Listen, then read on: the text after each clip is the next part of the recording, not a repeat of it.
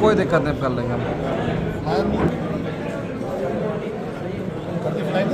रुक जा, रोटी काटू ना, रुक जा भाई, रुक जा।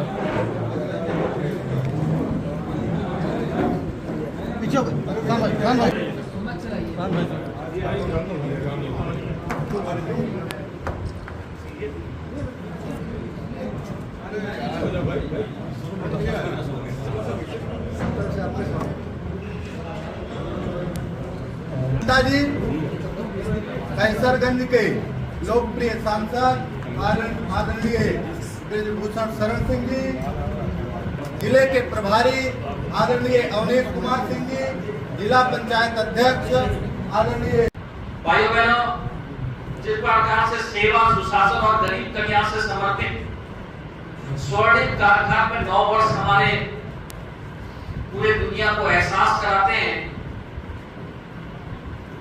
जिस प्रकार से 2014 से पहले की भारत की स्थितियां थी और वर्तमान की स्थिति में हम सबको एहसास होता है कि नरेंद्र भाई मोदी जी के मार्गदर्शन में 140 करोड़ की जनता का सीना चौड़ा हो जाता है।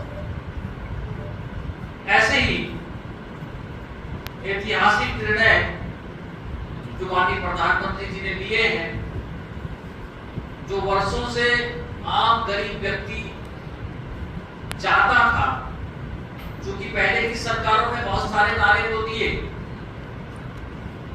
कि गरीबी को हटाना है, गरीबी को खत्म करना है, मगर उनके पास टारगेटेड कार्यक्रम नहीं थे और उन योजनाओं का अनुपालन आम अंतिम पंक्ति में बैठे व्यक्ति के लिए नहीं होता।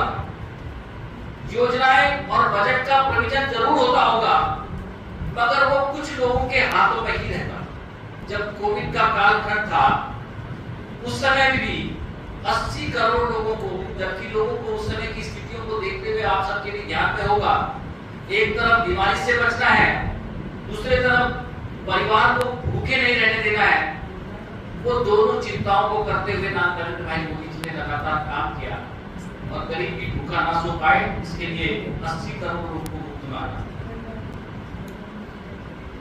वहीं इन 14 वर्षों में 70 साल में देश के अंदर जहां एयर कनेक्टिविटी है, चाहे रोड कनेक्टिविटी है, गांव को कनेक्टिविटी है, हाईवे है, नेशनल हाईवे है, ऑल वेदर रोड है, 4 धाम मोटर मार्ग है, जो कि नॉर्थ ईस्ट से लेकर के बॉर्डर एरिया तक भी जो काम 70 साल में नहीं हुआ, उन कामों को पूरा करने का काम किया। अभी मैं कुछ दिनों पहले कार्यक्रम किया तो वाइब्रेंट विलेज, यानी कि जिसको हम अंतिम गांव कहते थे, उसको प्रथम गांव से। भाइयों बहनों, मैं इसलिए इस बात को कह रहा हूं कि देश की सीमाएं अगर सुरक्षित रहती हैं तो देश के अंदर 140 करोड़ लोगों को कष्ट नहीं होता। और इसलिए भारत के हर लक्ष्य को लेकर के रक्षा से संपर्क करना, उससे पहले कि आपके ध्यान होता होगा कि हमारे देश के सैनिकों के सिर तो कट जाते थे। पूर्ववर्ती सरकार, मनमोहन सिंह जी की सरकार, उनके परिवार वालों के उनके सिर नहीं देती थी। जो माँ बहन अपने बच्चों के लिए सीमा की रक्षा करते थे, उनके शीश नहीं हुआ। वही भाइयों बहनों, जहां हम स्वास्थ्य की बात करते हैं, आज हम रक्षा के क्षेत्र में बहुत मजबूत हैं, क्योंकि इससे पहले मैं एमओएस टेक्सटाइल था।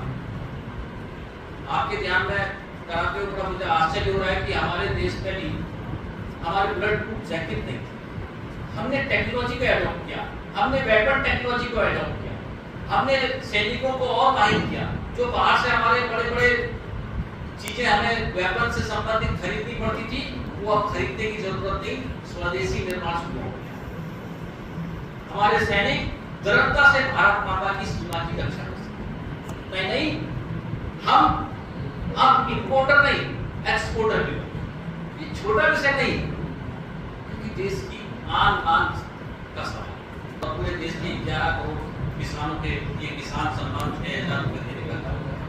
ये छोटे किसानों के लिए एक संजीवनी, जो इधर साहूकारों के किसान या इधर उधर पैसा मांगते थे, उनको अभी तक बचाने की जरूरत। हमारे एक प्रधानमंत्री जी ने बोला था कि मैं 1 रुपया भेजता हूँ दिल्ली से, गाँव तक 15 पैसे।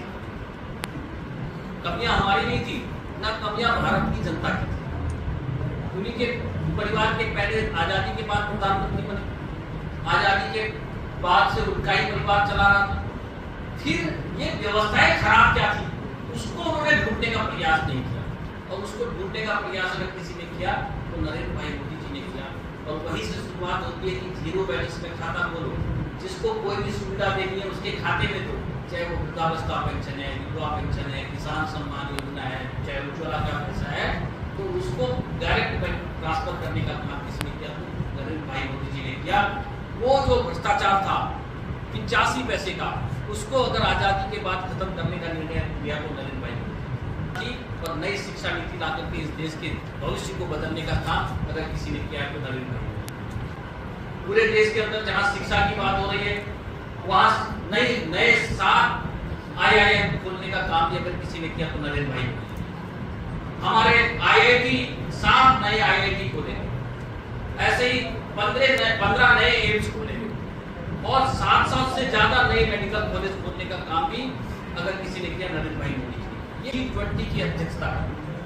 आपने देखा होगा पहले से हमारे माननीय प्रधानमंत्री जी भी विदेश जाते थे, जबकि लोकतांत्रिक रूप से हमारा देश दुनिया का दूसरे नंबर की जनसंख्या का देश है, मगर उसके बावजूद भी अगर विश्व संबंधित देशों की बैठक होती थी तो हमारे देश के प्रधानमंत्री को क्यों नहीं पूछते थे, मगर आज हमारे देश के प्रधानमंत्री के ही पूरे दुनिया का नेतृत्व करने की क्षमता है।